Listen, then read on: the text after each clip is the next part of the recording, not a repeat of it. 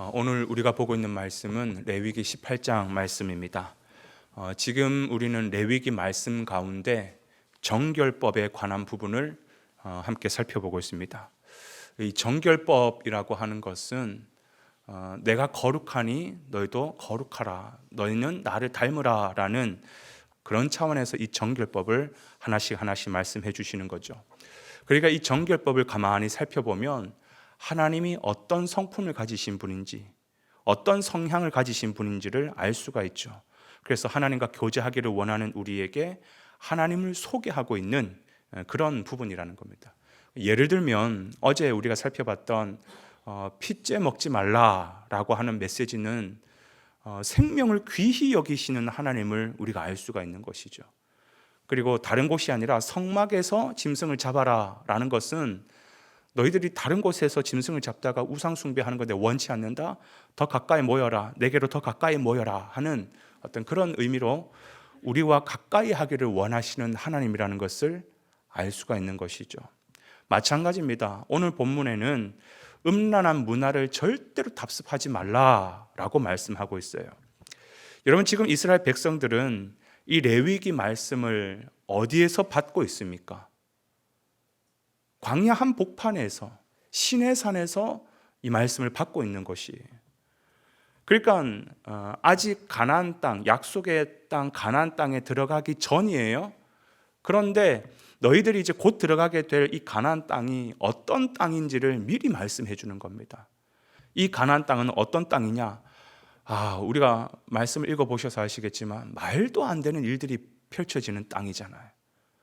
어머니와 성적인 관계를 하고 있어요. 손녀, 외손녀와 성적인 관계를 하고 있고, 고모, 이모하고도 아무런 거리낌 없이 성적인 관계를 하고, 심지어 딸과 며느리까지. 그것뿐입니까? 아니요. 22절에 보니까 동성간에도 그런 짓을 하고 있고, 심지어 정말 말도 안 되는 짐승과 그런 짓을 하고 있다. 왜 하나님께서 지금 출애굽해서 잘 가고 있는 이스라엘 백성들에게 시내산에서 레위기 말씀을 주는데 왜 이 말씀을 하실까요? 너희들이 곧 들어가게 될 가나안 땅은 이런 문화가 있는 땅이라는 거예요. 그 땅에 들어가면 너희들이 이제 곧 들어가게 될 텐데 그 땅에 들어가면 절대로 그거 답습하지 말고 나를 닮아야 돼. 그래야지 너희와 내가 만날 수 있어, 교제할 수 있어. 하나님께서 미리 예방주사를 놓듯이 말씀해주고 계시는 것이. 여러분, 그렇다면 하나님은 왜 성적인 방탕을 싫어하실까요? 요즘에도 보면 성적인 방탕이 도덕적으로는 좀 우리가 안 좋게는 보지만 법적으로는 아무 문제 없잖아요. 간통법이고 다 사라졌잖아요, 이제. 아니, 기분 좋지 않습니까? 짜릿하지 않습니까? 그냥 허용해 주시지. 왜 이걸 그렇게 굳이 막으시나? 아니요. 그런데 하나님은 절대적으로 싫어하시는 거예요. 성적인 방종, 하나님은 허용하지 않습니다. 그러니까 이걸 통해서 우리는 하나님이 어떤 분인지를 알 수 있냐면 하나님은 성을 굉장히 귀하게 여기시는 분이라는 것을 우리가 알 수가 있는 것이죠. 여러분, 성이라고 하는 것은 하나님이 주신 어마어마한 축복이에요. 복이에요. 그러나 어디까지 그것이 하나님의 복이냐? 하나님이 만들어 놓으신 그 뚝 안에서만 그게 엄청난 복이라는 것이에요. 여러분, 평소에도 그 뚝 아래로 강이 흐르면 그 강은 축복의 물이에요. 그 주민들에게 식수가 되고 또 쉼터가 되는 아주 중요하고 아름다운 그런 물이 되는 것이죠. 그런데 막 비가 내려요. 비가 내리더라도 뚝 아래에서 흐르면 그거 괜찮아요. 안전해요. 그런데 그 수위가 점점 올라가다가 그 뚝을 넘어서 버렸다. 그래서 뚝이 무너져 버렸다. 그러면 그 물은 방금 전까지만 해도 축복의 물이었지만 한순간에 그 마을이 집어삼키는 재앙이 되어버리는 것입니다. 마찬가지예요. 성뿐만이 아닙니다. 돈도 마찬가지고 물질도 마찬가지고 건강도 마찬가지고 심지어 음식도 마찬가지예요. 다 하나님께서 우리에게 주신 복들이지만 어디까지 그게 복이냐? 말씀이라고 하는 뚝 안에서 그게 복이라는 것이에요. 특별히 오늘 우리가 다루고 있는 성이라고 하는 것은 가문을 통해 하나님의 나라를 계속해서 이어가는 너무나도 중요한 기능을 하는 하나님의 방법입니다. 그리고 그 가문을 건강하고 아름답게 지켜나가는 숭고한 하나님의 울타리가 되는 것이고, 또한 그 안에서 누릴 수 있는 부부간의 참된 행복에 하나님께서 주신 선물이라고도 말할 수가 있는 것이죠. 그런데 우리의 정욕으로 인해서 그 수위를 자꾸 올라가다가 넘어선다? 무너지는 순간 똑같은 성이지만 한순간에 우리를 집어삼키는 재앙이 되어버리는 거예요. 이게 한 끗 차이라는 것이에요. 똑같은 성적인 행위지만 어떤 사람은 하나님께서 설정해 주신 그 뚝 안에서 굉장히 행복과 축복으로서 그걸 누리는 사람이 있는가 하면 그걸 탐욕으로 말미암아 결국은 엄청난 파괴와 재앙으로 자기뿐만 아니라 주변 사람들까지 다 죽여버리는 엄청난 재앙으로 사용하는 사람들이 있다는 것이에요.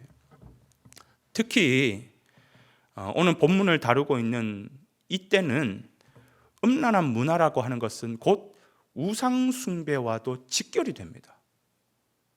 이 더러운 문화는 항상 연결되어 있어요. 그래서 그때 당시에 이방신을 섬기는 예배하는 예배 형식이 뭐냐? 전부 음란 행위입니다. 그래서 이방신을 기분 좋게 하기 위해서는 그 이방 신상 앞에서 사람들이 음란한 문화를 하고 그 음란한 문화를 하는 전문 그 사람이 성창들이에요. 그래서 그런 음란한 행위를 하면 이방 신상이 기뻐하면서 우리에게 복을 준다. 그래서 그 앞에서 더럽고 더 끔찍한 그런 그 짐승과도 교합하는 그런 일들을 우상 앞에서 스스럼 없이 했다는, 그게 그들의 예배라는 것이에요.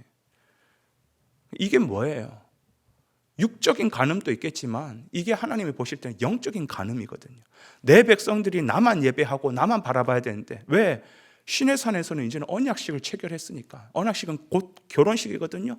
나는 너의 신랑이 될 거고 너는 나의 영원한 신부가 될 거랬는데 그 신부가 신랑을 바라보며 기뻐하는 것이 아니라 다른 이방신을 섬기면서 그 다른 이방신 앞에서 음란한 행위를 한다? 그 영적 간음이거든요. 그러니까 하나님께서 이 행위를 더더욱 싫어하시는 거예요. 여러분, 오늘 우리도 이 말씀을 기억해야 됩니다. 당시 애국과 같이 가나안 땅과 같이 오늘날에도 얼마나 성적인 방탕이 많이 있습니까? 성적인 기준이 다 무너져 버리는 시대예요. 사랑하는 여러분, 그런 세상을 절대로 본받지 말고 하나님 싫어하십니다.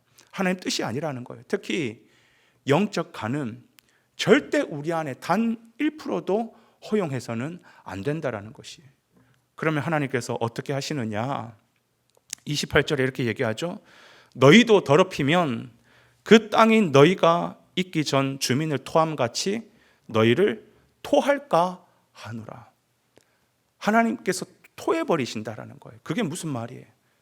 우리가 음식을 먹으면 내 안에서 그게 소화가 되고 내 것이 돼야 되는데 그걸 토해버리면 그냥 안 먹은 거와 똑같은 그냥 원상태로 돌아가는 거예요. 하나님께서 당신의 백성으로 우리를 받아주셨지만 안 되겠다. 너희는 너무 더럽고 음란한 문화를 갖고 있기 때문에 내가 너를 토하여 버리겠다. 하나님 백성 삼지 않겠다라는 것입니다.